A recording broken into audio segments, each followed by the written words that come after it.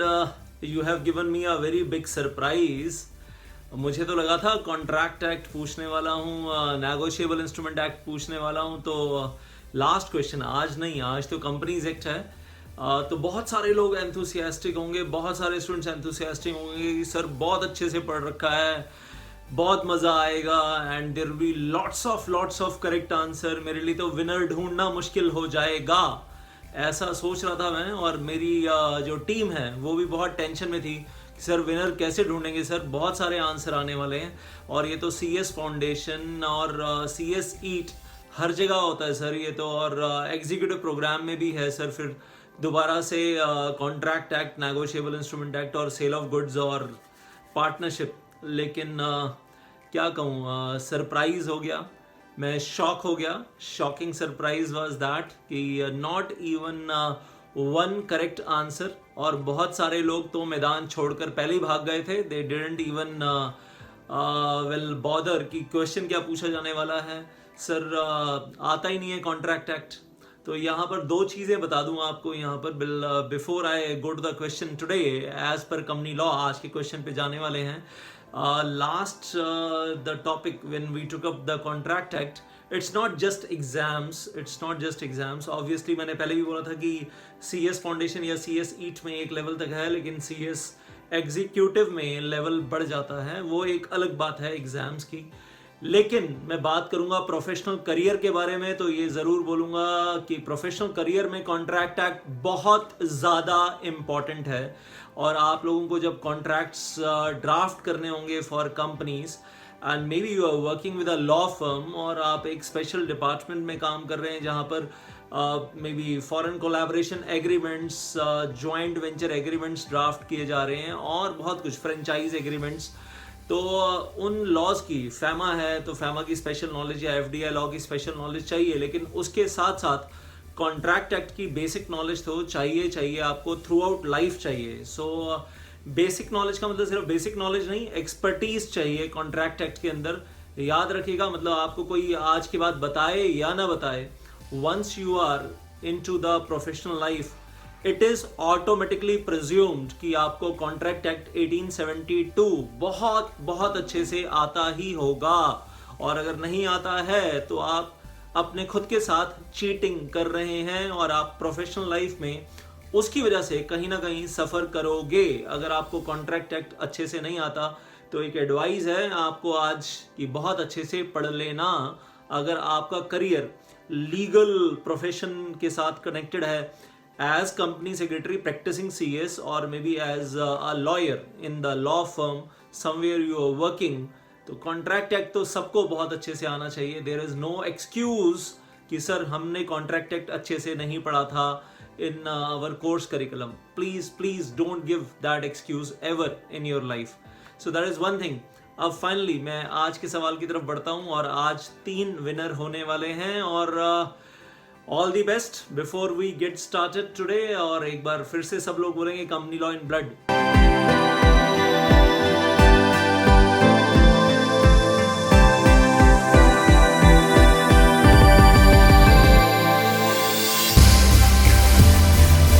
क्या मैं ये कहूँ लास्ट क्वेश्चन को लेकर कि सर तैयारियां आजकल कंपनीज एक्ट की कर रहे हैं, पढ़ाई आजकल कंपनीज एक्ट की कर रहे हैं, या एग्जीक्यूटिव प्रोग्राम में जो दूसरे सब्जेक्ट्स हैं उनकी कर रहे हैं, इसलिए कॉन्ट्रैक्ट एक्ट भूल गया है। सर जब पढ़ा था तब अच्छे से पढ़ा था, अभी भूल गया है।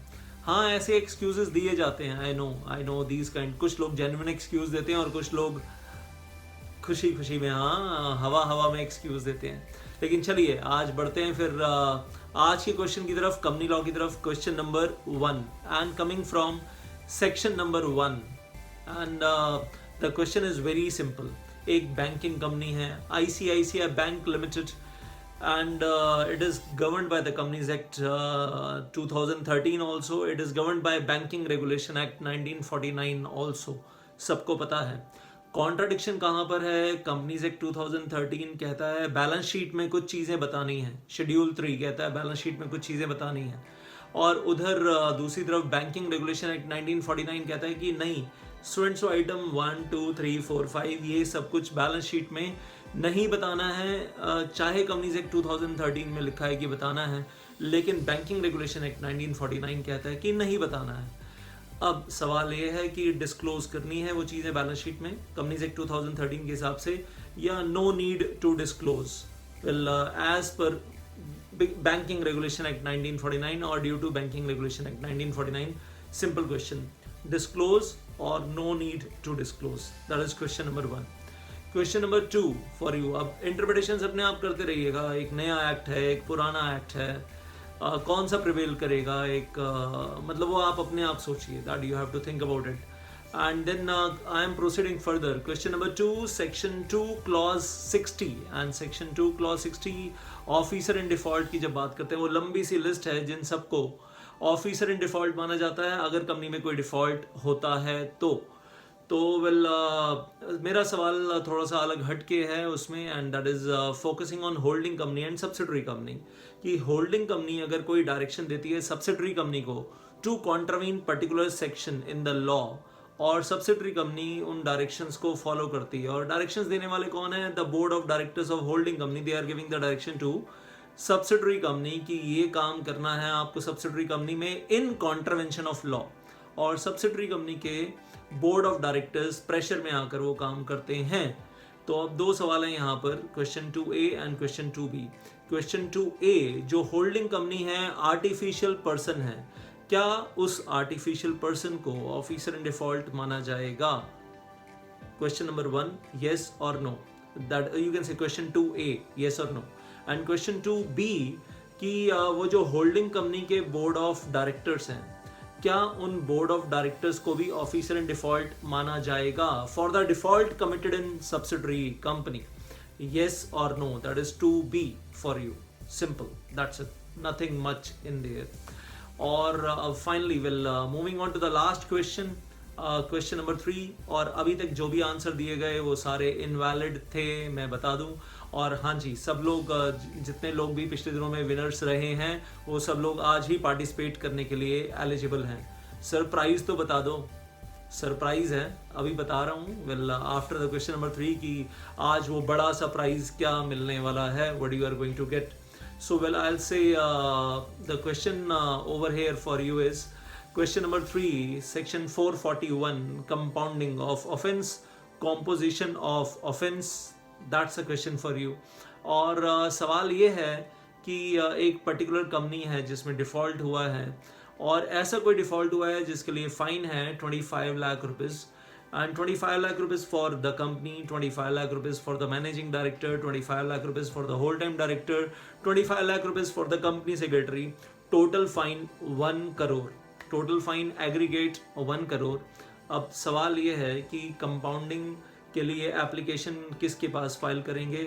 नेशनल कंपनी लॉ ट्राइब्यूनल के पास, NCLT के पास, या रीजनल डायरेक्टर के पास? So that is the answer for you. Answer number 3 NCLT और RD।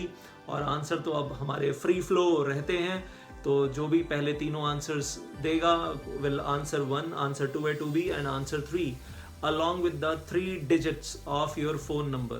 Rules you are aware of already, मुझे अब रूल्स बताने की आवश्यकता नहीं है। तो जो भी सही आंसर देगा विल बी द विनर। और हम अपना जो रिचुअल है वो पूरा करते हैं, आज काउंटिंग करते हैं और थोड़ी सी लंबी काउंटिंग कर लेते हैं। वेल, स्टार्टिंग फ्रॉम 12 और counting down to 0 and then let us see कि कौन विनर निकल कर आता है। So count with me, 12, 11, 10, 9, 8, 7, 6, 5, 4, 3, 2, 1, 0। And I hope जिन लोगों को आंसर आते हैं वो ऑलरेडी अपने आंसर्स दे चुके होंगे, लेकिन meanwhile by the time my team is looking at the correct answers, किन्होंने सही आंसर दिए और आज के 3 विजेता कौन है, सबसे पहले तो मैं प्राइज अनाउंस कर दूं। तो prize is well that you are getting in EBCL, in the paper of EBCL, those 9 और 10 chapters in the block of FEMA। Well, वो 9-10 चैप्टर्स आपको पूरे मिलेंगे जिसके अंदर FDI रहेगा, फॉरेन डायरेक्ट इन्वेस्टमेंट, ODI रहेगा, liberalized remittance scheme, and the video lectures of FEMA and all the connected topics with FEMA will be there.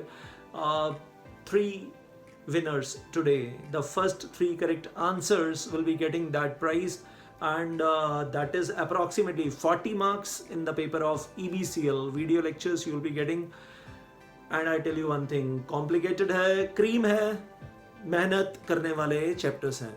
और एक छोटा सा सवाल चलते चलते यहाँ पर सोचिएगा, वेल जब हम बातें करते हैं so many things about the well contract act, and I am going to ask one simple easy question, I hope you will be able to give the answer, और उसका भी आंसर दे दीजिएगा अभी। बड़ा सिंपल सा क्वेश्चन है, एक lender है, एक बोरोवर है और एक गारंटर है, 3 parties are involve, lender, borrower and guarantor. और वेल ऑब्वियसली वो गारंटर ने गारंटी दी है कि बोरोवर अगर लोन रीपे नहीं करेगा at the end of the loan tenure, तो वो लोन रीपे करने की रिस्पॉन्सिबिलिटी मेरी है। और बोरोवर ने भी अपनी हाउस प्रॉपर्टी के ऊपर मॉर्टगेज दिया है, और जो गारंटर है उसने भी कोलेट्रल सिक्योरिटी दी है, अपनी हाउस प्रॉपर्टी के ऊपर मॉर्टगेज दिया है in the favour of lender. और फाइनली वो डिफॉल्ट होता है और बोरोवर लोन रीपे नहीं करता है। अब सवाल ये है, द क्वेश्चन इज कि लेंडर जब सूट फाइल करेगा for the recovery of his loan, तो उसको सूट किस तरीके से, पहले किसके अगेंस्ट फाइल करना है, बाद में किसके अगेंस्ट फाइल करना है। The answer number 1 is first he shall file the suit against the borrower, और वहाँ से पूरी रिकवरी करनी चाहिए। और अगर कुछ बचता है, अगर कुछ फिर भी नहीं रिकवर हो पाता है, कुछ अमाउंट रह जाता है, then secondly he can file the suit against guarantor to recover the balance money, to recover the balance amount. That is answer number 1, first sue borrower, then for balance sue guarantor। या answer number 2 इसका उल्टा कर दीजिए। उल्टा क्या, the lender shall first sue the guarantor and recover the maximum amount from there, और अगर 100% वहीं से रिकवर हो जाता है then there is no need to go against the borrower, और अगर 100% वहाँ से रिकवर नहीं हो पाता then second step sue the borrower for the balance amount. तो lender shall first sue the guarantor and then sue the borrower, इस तरीके से चलना चाहिए। Then answer 3, option 3 over here, the lender shall sue both of them together, borrower and guarantor together, एक ही suit के अंदर दोनों के अगेंस्ट सूट फाइल कर दिया जाए। दैट इज ऑप्शन सी और ऑप्शन 3। एंड ABC कह सकते हैं आप, option A first borrower then guarantor, option B first guarantor then borrower, and option C both of them together. And option D एक और भी है, option D, that it is the option of the lender कि वो किसके against suit file करना चाहता है। ऑप्शन ABC तीनों अवेलेबल हैं, all 3 options are open for the lender. Lender की डिस्क्रिशन है, अगर लोन एग्रीमेंट में कुछ नहीं लिखा, अगर गारंटी एग्रीमेंट में कुछ नहीं लिखा, पहले किसको स्यू करना है, बाद में किसको स्यू करना है, the loan agreement and the guarantee agreement they are silent all together, तो then it is option of the lender, he can avail all 3 options A, B, C, well that is option D। तो अगर आपको answer बहुत अच्छे से पहले से confidently मालूम है तो लिख दीजिए, नहीं मालूम है कॉन्फिडेंटली, अब इसके लिए प्राइस तो कोई है नहीं, तो तुक्का मार दीजिए और लिख दीजिएगा साथ में, सर तुक्का मारा है और कॉन्फिडेंटली नहीं आंसर दिया है। और वेल आई विल से अगर नहीं मालूम है आंसर तो please study contract act very carefully, क्योंकि ये बेसिक चीज़ें अगर नहीं मालूम होगी ना, आगे इन बेसिक चीज़ों के बेस पे आगे बहुत कुछ पढ़ना है। इंसॉल्वेंसी, बैंकरप्सी कोड पढ़ते हुए ये चीज़ें बीच में रेफरेंस में आ जाती हैं, IBC पढ़ते हुए ऑन द हायर लेवल, और आपको बेसिक्स ही नहीं मालूम है तो आप आगे क्या पढ़ोगे। मतलब मैं आपको बता रहा हूँ ये चीज़ें मामूली चीज़ें नहीं हैं, well you have to really apply them with the other laws in life. So get ready for all these things also, very important।